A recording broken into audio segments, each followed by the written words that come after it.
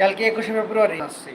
আর বিশেষ করে যারা দুনিয়া থেকে চলে গেছে 1952 সালে, তাদের আত্মার মাগফিরাত কামনা করি। তাদের প্রতি আমার ভালোবাসা এবং দোয়া করি তাদের আত্মার উপরে।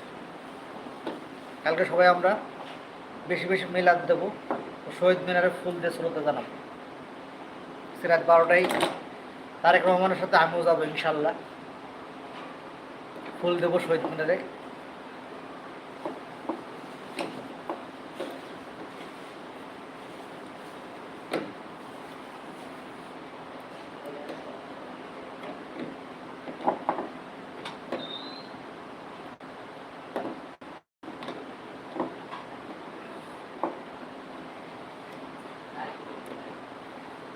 সকালবেলা সবাই খালি পেয়ে